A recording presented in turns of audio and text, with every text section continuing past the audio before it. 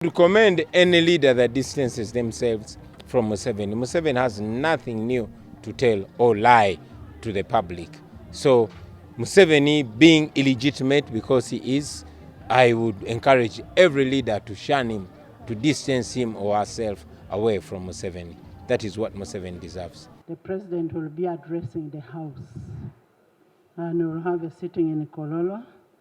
I know that is not okay with my brother Haji, but we have no option. We are putting up our building, a big one. Next time we shall not be going to those other places. Our building will be finished very soon.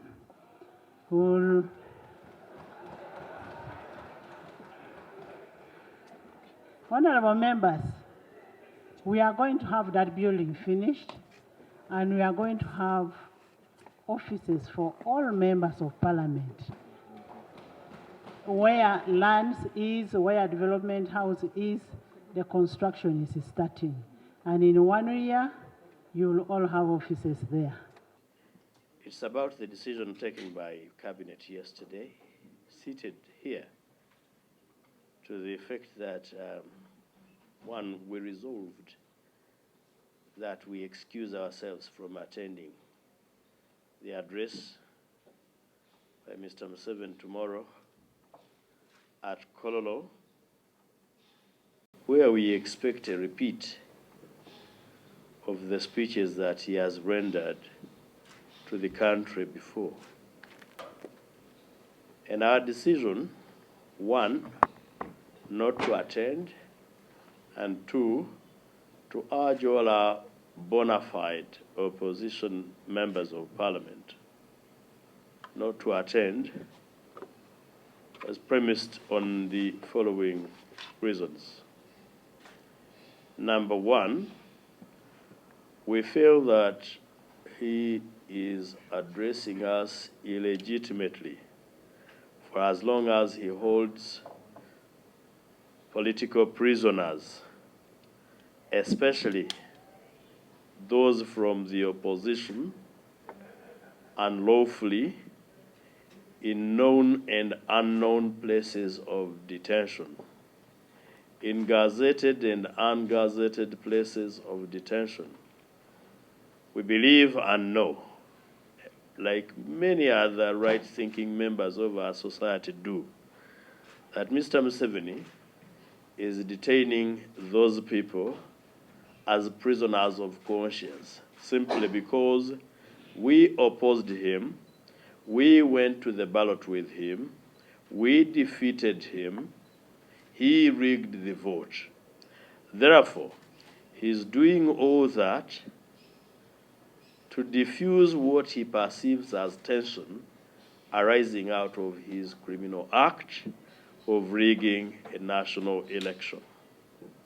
You may also be aware that a significant number of our opposition supporters have gone missing for more than a year, and something they describe as the state, which we believe is a group of men and women ruling our country in conspiracy, cannot account for those individuals.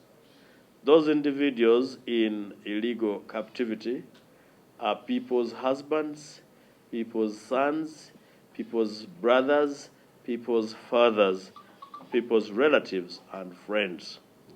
So as a way of standing in solidarity with those people, we have taken a decision we consider right and deserving not to participate in the address by the aggressor. The second reason why we think it would not be appropriate for us to join him is the unending pandemic of corruption. We believe that in this day and era, Mr. Museveni is not the Moses that can deliver us from evil. The evil of corruption is perpetrated by Mr. Museveni, his relatives and cronies. would you explain to the country the circumstances under which a head of state can proceed to appoint a convict of corruption by confession to a ministerial position? 2, that we can censure people for misconduct, those that we have found culpable for interfering with due processes of execution of state function, those that have interfered with the processes of land management. And then Mr. Museveni keeps them in cabinet. 3, that they can arrest you today for protesting in what may be a political expression, and within 1 hour you will be in Luzira. But the people who invaded the stores and stole iron sheets belonging or intended for the benefit of the poverty-stricken in our country, and those people are still kept in cabinet. In particular, that you can have the docket minister who went and picked iron sheets, started selling them. You keep her in your cabinet, and you tell me to come and listen to your address on corruption.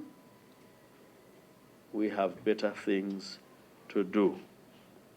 Number 3, if you looked at the humiliation that is meted out onto members of parliament when they go to Kololo,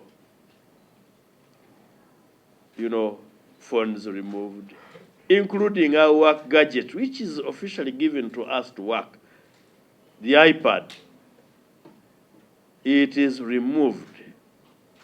They search you like they are searching a chicken thief, humiliate you. And when you enter, you find those small boys holding their phones and they are okay. Why? Because the suspicion is that you will see somebody dozing and take a photograph of that person. We have our rules of procedure by which we have religiously stood.